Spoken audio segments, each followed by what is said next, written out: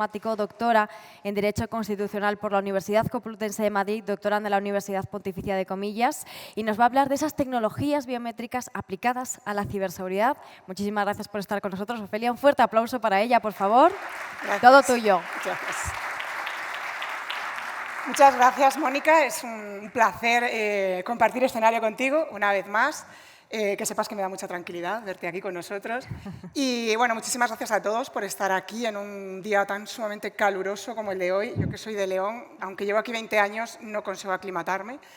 Espero que mi cerebro pueda dar la sesión como corresponde y cumplir expectativas.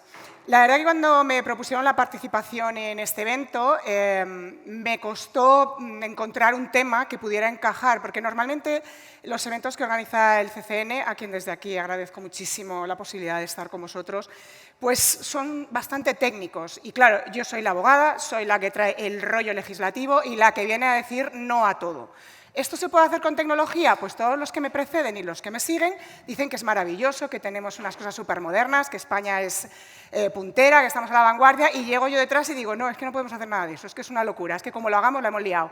Frenad un poco, ¿dónde vais con esto? Habrá que pensar si nos va a dar más daño que beneficio.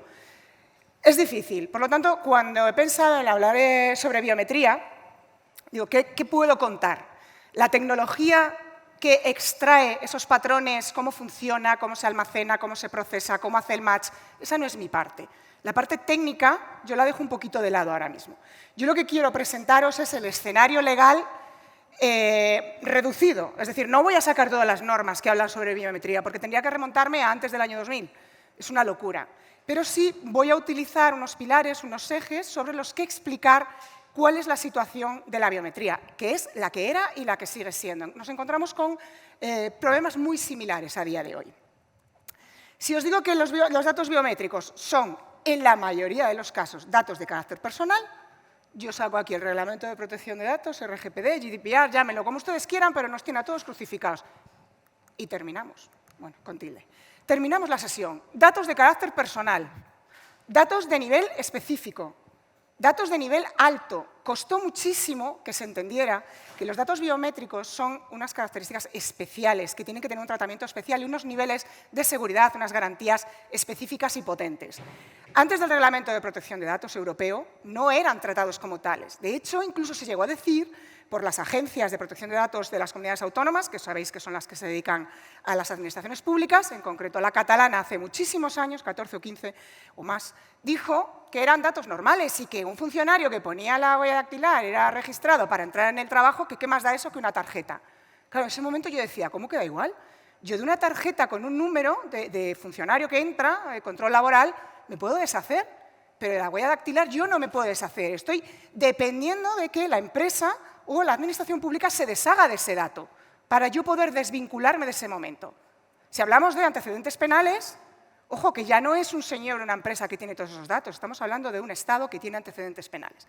Hablaba ayer con una amiga que le toca ver un poco cómo va el tema de la ley del aborto y todas las reformas que quieren hacer, y decía que es que los médicos que quieran objetar de la objeción de conciencia tienen que pertenecer y estar en un registro. ¿Cómo sales de ese registro con una ideología tan sumamente grave y tan sumamente protegida por la normativa? Bueno, como digo, podría empezar la charla diciendo Reglamento de Protección de Datos y podría decir adiós, yo ya he terminado, me puedo ir. Vamos a ver el escenario que he planteado para la sesión de hoy. Podemos hablar de, por supuesto, el Esquema Nacional de Seguridad, en el que tiene que estar embebido todo este asunto. Hablaré también de INCIBE, aunque su documento es del año 2016, pero sí que nos da un marco muy interesante sobre el que hablar, con el que no estoy del todo de acuerdo, ahí está la gracia del tema, poder criticar un poquillo, y después sacaremos esta norma, ¿de acuerdo? Que es bastante reciente, son unas guías que ha sacado conjuntamente, digamos, el Supervisor Europeo de Protección de Datos, esta es de European Data Protection Board, que nos dice en el ámbito más estricto. Podemos hablar desde nivel usuario, voy a entrar en un gimnasio, hablamos del control laboral, empresa, sector privado o sector público, y el más grave del sector público no son los funcionarios, el registro de la entrada y control de la actividad y de productividad, sino los temas legales, penales y el control de la delincuencia organizada, digamos que es la parte más dramática. Claro, si yo digo esto, que lo mencionaré luego, pero ya lo adelanto, He empezado diciendo reglamento de protección de datos. La protección de datos no se aplica a materias clasificadas y la investigación penal, la ejecución de sentencias y la investigación del crimen organizado. Por lo tanto, ahí volvemos a entrar en una especie de mini limbo. Digo mini limbo, ¿por qué? Porque si bien el reglamento no es estrictamente aplicable, de una parte nos dice datos biométricos, algunos no son datos de carácter personal, otros sí son categoría especial, datos biométricos. Pero es que, ojo, para este tipo de asuntos esto no entra. Nos quedamos todos un poco cortocircuitando. Entonces, ¿qué hago? Bueno, pues todo lo que entre en este ámbito tiene que estar regulado específicamente, tiene que tener detallada en la norma cada una de las posibilidades de tramitación de los datos. Vamos a ver un poco los conceptos, que yo me imagino que todos los conocemos, los que estamos aquí. Iris, voz, huella dactilar, el reconocimiento vascular, que es una cosa que me fascina, tanto esto como el latido del corazón, que también se puede utilizar para el registro, el olor corporal, el patrón. Hablamos de patrones, siempre se habla de template o patrones, ¿de acuerdo? Los datos que extraemos, ese patrón es el que se utiliza. Luego está el que distingue entre, bueno, pero es que estos datos no te afectan tanto, no son tan importantes, por eso hacía la distinción entre la categoría especial y la que no. Ahora lo veremos, que a mí no me gusta nada esa distinción, pero bueno, está así. Se trata de singularizar, pero también categorizar a las personas, nos clasifican. Reconocimiento de emociones, que a mí es una de las cosas que más me preocupan. El reconocimiento de emociones y el control de la voluntad, de la conciencia. La tecnología lo permite, claramente. A mí son las cosas de verdad que más me preocupan y en la Carta de Derechos Digitales que presentó el Gobierno el año pasado, en la que tuve la oportunidad de participar como miembro del grupo de trabajo, ya nos planteábamos esa preocupación y que el legislador debía ser sumamente estricto con el tratamiento de ese tipo de datos. Buscamos garantías para poder tomar decisiones. Dame garantías de que esos datos realmente hacen ese match y pertenecen a esa persona para yo poder tomar esas decisiones. Pero vamos un pasito más allá. Siempre se habla de tomar la decisión. ¿Por qué no hablamos de cómo ejecuto la decisión? Que al final es lo que me va a afectar. Porque el que va a ejecutar las decisiones también tiene que tomar acción, también tiene que haber un protocolo de ejecución. Usurpación, accesos indebidos, fraude, esta es la carta blanca. Es que hay que evitar todo esto. Sabéis que en el Código Penal no existe la usurpación de identidad, la suplantación de identidad, es la usurpación de estado civil. Desde 2012 lleva la Fiscalía al Fiscal General del Estado pidiendo que se incluya y todavía no lo hemos conseguido. Social scoring, que también nos da pánico a todos, y el problema de la discriminación. Si hablamos con un tecnólogo, te dirá que la biometría es lo que necesitamos para la ciberseguridad. Con eso, con el blockchain y con 4 moderneces más, está todo el mundo a salvo. Ya no va a haber más ciberataques, se acabaron las guerras en el mundo ciber. La inteligencia artificial es lo que va a facilitar que estas herramientas, que estas tecnologías puedan ser utilizadas de una forma eficiente. Pero ojo, la inteligencia artificial también falla. Por eso estoy aquí, para decir que esto falla. Y estoy yo, pero es que ya lo ha dicho la Agencia de Protección de Datos, que la Agencia de Protección de Datos en materia de biometría ha hecho así durante todos estos años, durante estos últimos 20 años al menos. Lo último que ha sacado, que a mí me encanta, son 14 mitos sobre la biometría. Os invito a buscar ese documento, está en la página de la Agencia de Protección de Datos, y es muy interesante porque va coincidiendo con lo que yo pensaba de la biometría hace 15 años. Son universales, son únicos, son permanentes. Bueno, lo de permanente, hoy en día con la cirugía, igual podemos pensar también, ya no hoy, podemos hablar de Minority Report, de este Tom Cruise, que es eterno como Jordi Hurtado, también podría ser eterno. Datos biométricos, reglamento de protección de datos, ojo, identificación única, es lo que busca, pero solo hay un tipo de datos biométricos que son considerados categoría especial, que necesitan garantías y medidas de seguridad de nivel alto, y son los que identifican. Identificar categoría especial. No hablamos de la verificación o autenticación. Identificar, que es lo que llamamos el uno a varios. Digamos que la cámara de reconocimiento facial en la calle, que hace el match, ¿no? Ha visto a esa persona, esa es la idea, ¿no? La de identificar el uno a varios, esa es la categoría especial. Solo esa se considera categoría especial. A mí me parece una burrada, pero bueno, así está la cosa. Verificar, autenticar uno a uno, por ejemplo, en el entorno laboral.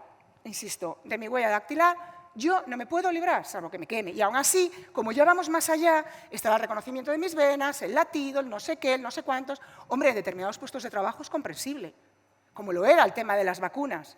Claro que es comprensible, pero así porque sí, para entrar en mi entorno laboral tengo que poner por un control del empresario sobre quién entra y quién no. Me parece un poco excesivo, invasivo y además que hay otros sistemas.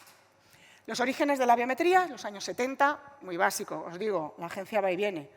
Año 2006 y 2018 era desproporcionada la utilización de este tipo de herramientas para identificación de usuarios, por ejemplo, en el entorno laboral o en un gimnasio, que también es el ejemplo típico. Por lo tanto, ¿qué criterios se han venido utilizando? La finalidad y el mínimo. Los mínimos datos para identificarme y que yo pueda acceder al servicio. No necesitas más datos que Ofelia Tejerina, abogada, ya está, no necesitas más. Todo lo demás te sobra. Minimiza los datos. ¿Para qué finalidad? Hombre, si la finalidad del servicio requiere de mis datos biométricos, requiere conocer mis pálpitos del corazón, pues lógicamente tendré que darlo. No se puede ser un talibán del dato en ese sentido, que yo lo era, ya menos. Si usted va a prestarme un servicio de geolocalización, yo no me puedo negar a dar la ubicación. Pues esto es lo mismo. Hay que ser también moderado. Finalidad, necesidad, idoneidad, proporcionalidad, datos adecuados, pertinentes y menos. Este es el mantra que repetimos con la biometría, para todo. Y estoy hablando del legislador, que hay veces que no se entera, pero estoy hablando muy especialmente de aquellos que se dedican a crear códigos de conducta, protocolos de seguridad, buenas prácticas, bla, bla, bla. Autorregulación, responsabilidad social corporativa. Estos son los elementos de este mantra. Para todo, cada vez que haya una duda sobre ¿puedo utilizar biometría?, tenemos que pensar en si esto se cumple. Este dictamen también he querido traerlo a colación, es de hace 10 años y nos da más conceptos: fuente, plantilla y sistemas. Para todo ello, para saber si puedo acudir a esa fuente, para saber si puedo utilizar esa plantilla, ojo, plantilla de las fotos online, hago un rastreo de fotos en las redes y para mí. Eso no se puede hacer. Ni siquiera un periodista puede coger una foto de Facebook y utilizarla para una noticia, para ilustrar. Confianza y precisión. Claro, los tecnólogos, es que esto es muy preciso, es que esto es la caña. Bueno, aquí todo 100% maravilloso, no vais a tener ningún problema. Bueno, es difícil obtener un 100% de seguridad en todo, eso está claro. La Agencia de Protección de Datos, en el documento que os contaba antes, de los 14 puntos o mitos sobre la biometría, deshace todo esto. Y nosotros contamos en el cómputo de las probabilidades, pues la tasa de falsa aceptación y la tasa de falso rechazo o falso negativo. Son dos elementos que tenemos que tener en cuenta a la hora de realizar, por ejemplo, una evaluación de impacto conforme a la normativa de protección de datos. Ya consideremos como categoría especial, ya lo consideremos como categoría de nivel medio o básico. Todavía utilizo terminologías del reglamento de 2007 porque soy big fan de ese reglamento del año 2007, todavía lo menciono mucho. Reglamento de protección de datos español. Puntos fuertes. Esto es del documento de INCIBE que os comentaba al principio. Puede asociarse a un individuo concreto. Ya, está claro. Es cómodo, ya lo sé, eso es lo que lo hace más peligroso. Y además es altamente resistente al fraude. Bueno, altamente es resistente al fraude. Cuando veía esta imagen, recordaba un juicio que he tenido hace poco sobre un acceso a historiales clínicos indebidos. Ese acceso se realiza en el año 2014, ha llovido. Se realiza con un DNI insertado en un lector y con una clave. Se instala el programa en un solo ordenador para 8 trabajadores, pero solo se utiliza una credencial, un DNI y un password. La persona, la dueña del DNI, imputada y condenada a varios años de cárcel. Y yo pensaba, claro, he recurrido, obviamente, porque es una burrada lo que se ha dicho, pero a saber por dónde sale ahora el recurso. Yo pensaba, menos mal que esto es un DNI que cualquiera... Además, la sesión estaba abierta 40 minutos, imaginaros, después de insertar la clave. Bueno, imaginaros que es una huella dactilar o que alguien ha craqueado tu huella y la ha puesto y la ha utilizado. ¿Cómo te libras de eso en un juicio? Estás jorobado.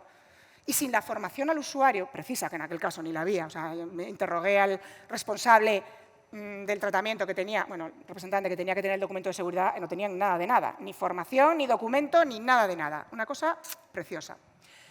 Tenemos usuarios que nos preocupa, tenemos empleados, empresa y tenemos administración pública. Tenemos la identificación uno a uno, verificación y la identificación como categoría especial, ese match de uno a varios. El documento de INCIBE, os lo pongo aquí porque para mí es una buena referencia tanto de lo que se puede hacer como de lo que no, está claro.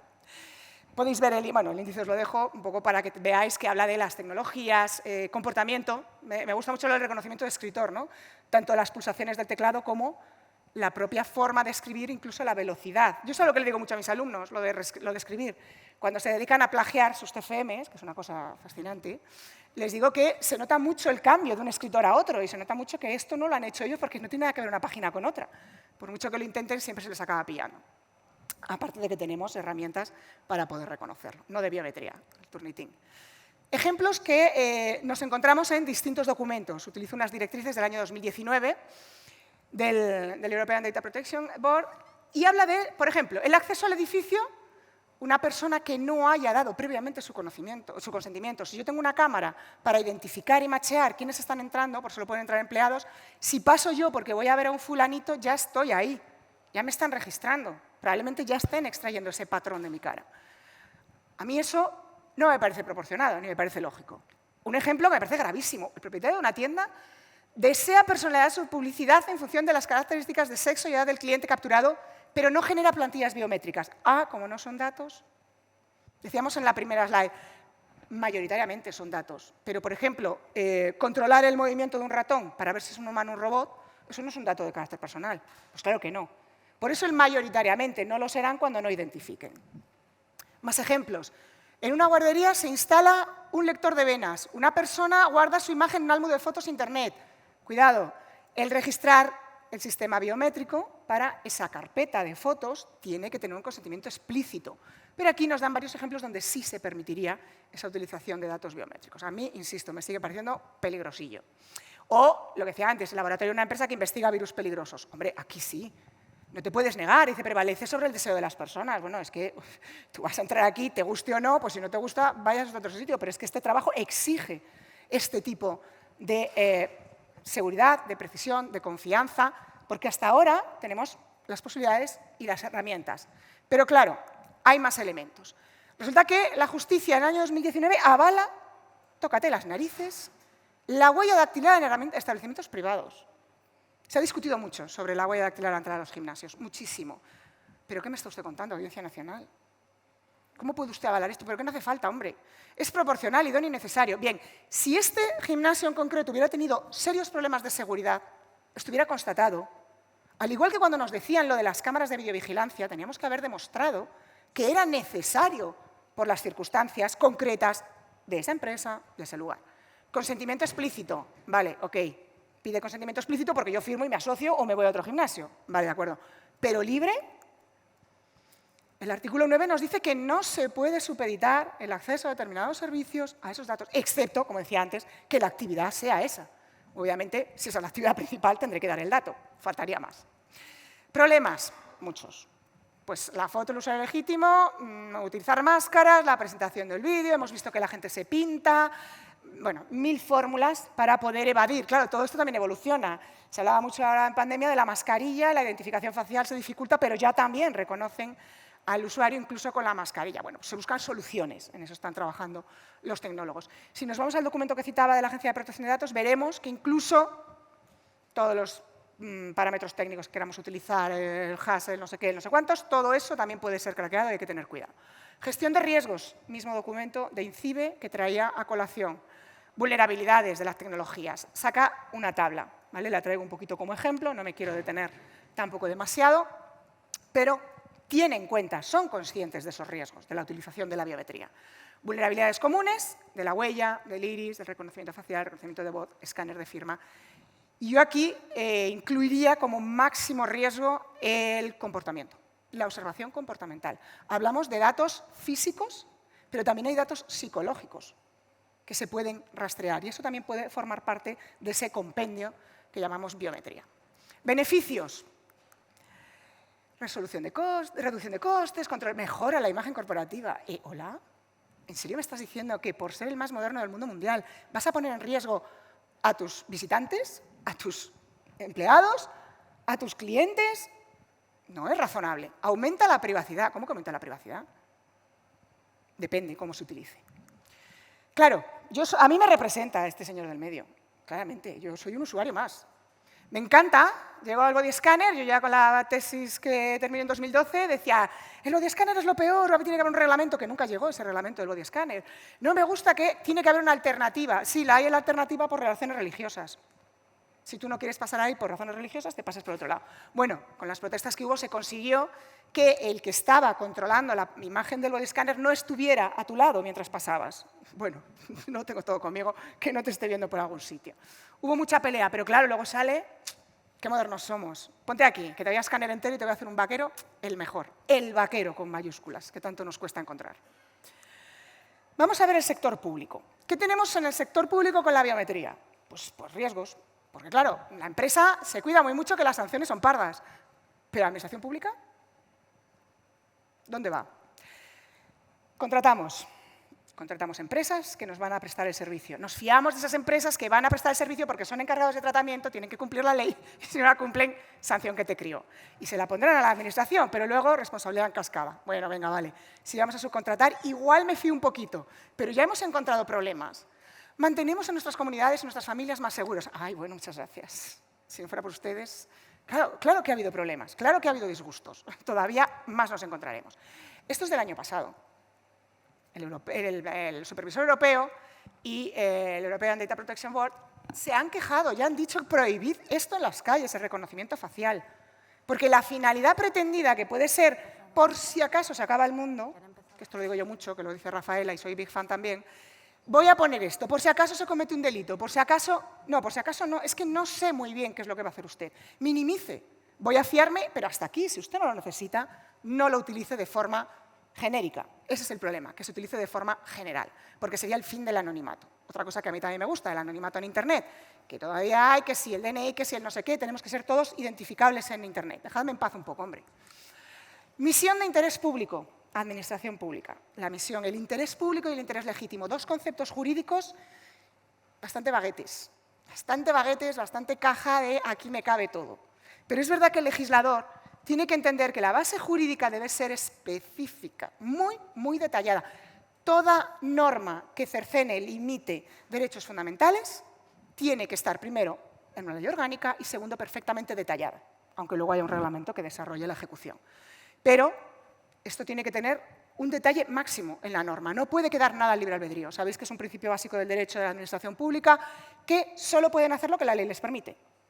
Privado, podemos hacer todo lo que la ley no nos prohíbe. Esta ley, como colofón un poquito para ir terminando, que lo mencionaba hace un momento, para irme al punto más grave, más crítico, identificar de manera inequívoca, singularizar al malo, que bien, ¿no? Vale, venga, sí, por los malos vale, pero vale todo por los buenos. Y esto, al final, siempre me acaba trayendo un poco a ese momento Torres Gemelas, 11S, y cómo en Estados Unidos empezó ese falso dilema seguridad-privacidad.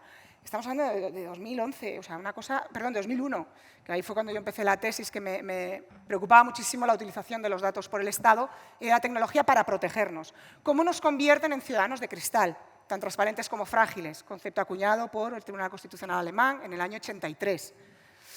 Carácter general, plazo máximo, otra cosa, la supresión de los datos, la conservación, cuánto tiempo vas a tener esos datos biométricos. Un mes como las cámaras, el tiempo que sea estrictamente necesario, otro término baguete. Vamos a definirlo. Este artículo, maravilloso, estupendo, importantísimo. Cuidado con los mecanismos de decisiones individualizando a las personas. El hecho de que haya una persona, un humano detrás, no da garantías tampoco de que se pueda hacer de forma correcta. Hay que tener muchísimo cuidado en poner todas las medidas y protocolos de actuación posibles. Por supuesto, queda prohibido todo esto en consonancia con el Reglamento de Protección de Datos. Pero este artículo de esta norma, estoy hablando del elemento más grave y además que queda fuera del reglamento, pero se trae otra vez ese espíritu de protección al ser humano. El Esquema Nacional de Seguridad, bueno, visto así un poquito, tenemos aquí una infografía publicada, tenemos el Delegado de Protección de Datos al que le caen todos los marrones, claramente, y medidas de seguridad. Bueno, en la identificación de usuarios, que es donde se centra un poquito, habla de segundo factor. Bueno, primer factor y segundo factor biométrico. Vale, en según qué casos haría falta ese segundo factor biométrico. Podría ser justificado, conforme al mantra que relataba antes. El documento de INCIBE, que aquí añadiría yo, para completar lo que dice la estrategia, es autenticar, buena adaptación, tecnología de calidad, oiga, por Dios, no tecnología de calidad, profesionales de calidad, estos voluntarios para ciberseguridad, ojito. La formación del usuario, clave, y que quede constancia de que se ha formado. Y, por supuesto, cumplimiento normativo, claro, faltaría más. También hablo del EIDAS, hay que mencionarlo, es obligatorio porque habla de la firma biométrica como firma electrónica, también se utiliza como forma de verificación, y luego la identificación remota por vídeo. la utilización del vídeo para poder acceder a las acreditaciones, a la certificación. El reglamento permite que no tengas que estar presencialmente para que te den. Esto yo hace unos meses, para conseguir una firma electrónica, tuve que estar presencial, o sea que todavía está así. Pero bueno, esta normativa es de 2014 y estamos en ello y con la pandemia en algunos casos funcionó. Vuelvo a la Ley de Protección de Datos para recordar, ojito, los temas más graves, que es la investigación penal y de crimen organizado, está fuera del reglamento, pero tiene sus propias normas. Y ya termino con las guías para la utilización en este contexto. Hay que tener en cuenta el nivel de daño que se puede provocar y cuántos afectados, porque pueden ser 2 afectados con un daño irreparable o pueden ser muchos afectados con un daño mínimo. Por lo tanto, a la hora de evaluar el impacto, tendremos que tener en cuenta eso. Recordar las 2 funciones y, bueno, estas guías nos ponen varios ejemplos de tratamiento, ¿no? Hemos dicho las bases de datos de fotos, monitorizando el movimiento de las personas en espacio público, reconstruir interacciones y una jornada de una sola persona, etcétera, etcétera, etcétera. Traquear pasajeros. La intervención humana. De nuevo, esta guía nos dice que la intervención del ser humano no lo garantiza todo. El hecho de que me pongas biometría más humano no sirve para todo. Hay que tener en cuenta que vamos a dejar en un limbo raro la privacidad, ¿de acuerdo? Sí es lo que pensamos siempre. Pero ¿qué pasa con la libertad de expresión e información? ¿Cómo me identificas a mí y si soy capaz, una vez identificado de esa manera, de ser libre para expresarme? Cuando hablamos del no anonimato en las redes, la perfecta identificación. ¿Cómo, demonios, voy a decir yo lo que pienso si estoy perfectamente identificado? Hay que tener en cuenta que en determinados espacios el anonimato es una parte más de la dignidad del ser humano.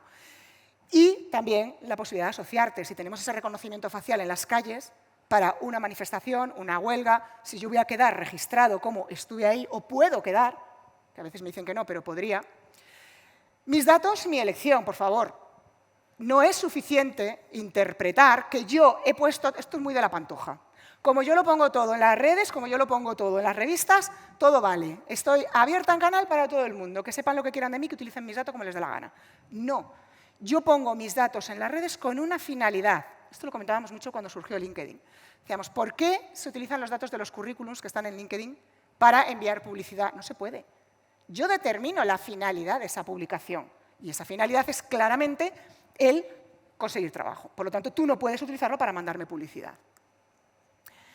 Luego tenemos también párrafos caos, que hay cosas que dices tú, bueno, esto es lo que decía antes de las ondas de la Agencia de Protección de Datos, pues aquí viene un poco reflejado. La mera detección de rostros por las cámaras inteligentes tampoco constituye necesariamente un sistema de reconocimiento facial. Vale. No pueden considerarse sistemas biométricos que traten categorías especiales, siempre que no tenga la identificación exclusiva. Bueno, a ver, ¿de qué casos concretos estamos hablando? Vamos a estudiar bien ese caso. Pero no son totalmente ajenos al reconocimiento facial. O sea, me estás diciendo que yo puedo extraer los datos biométricos, puedo no utilizarlos para identificar, pero también puede que sí. Fenomenal. Me dejas así un poco como de qué me estás hablando y cómo interpreto yo esto como abogada para cualquier otra persona. Robo de datos biométricos, deepface o deepfake, que ya lo llaman, a la orden del día. Por supuesto, no es 100% seguro. La carga de la prueba, como uno de los últimos elementos que traigo a colación, y es cómo demonios demostramos que no era yo. Y esto lo digo desde mi papel, cuando me toque actuar como abogado defensor, en casos en los que no haya defensa alguna. ¿Se trata de identificar unívocamente al malo? Sí. Pero ¿y cuando ocurre un problema, un fallo de seguridad? ¿Cómo determino yo quién tiene la carga de la prueba? El nuevo reglamento de inteligencia artificial está proponiendo que la carga de la prueba se invierta. Es decir, normalmente el que acusa tiene la carga de la prueba. En el caso de la inteligencia artificial se plantea que la industria, que es quien tiene la capacidad para traer las herramientas y las pruebas, sea quien tenga que destruir esa prueba. Es un poco de probato diabólica que llamamos, pero es quien tiene la capacidad. El usuario no va a poder demostrar eso. No tiene las herramientas, no tiene capacidad para acceder. Y el juzgado, mucho menos para librar oficios y conseguir esa información, porque la empresa va a decir, ay, no tengo nada, no sé de qué me hablas. Entonces, la carga de la prueba es un elemento que también habrá que tener en cuenta en la normativa. Conclusiones del reglamento de protección del European Data Protection Board. Identificación supone vigilancia masiva. Los sistemas de reconocimiento no son compatibles con la Carta Universal de Derechos Humanos. Es indeseable y debe prohibirse el tema de las emociones, el scrapping o rastreo o raspado de fotografías para buscar imágenes. Y por último dice, un poco como empezaba, ¿no? La comodidad no significa eficiencia. Y digo eficiencia con la utilidad al mínimo coste. Por lo tanto, no puede ser una bala de plata. Y con esto termino la exposición. Muchas gracias a todos. Gracias.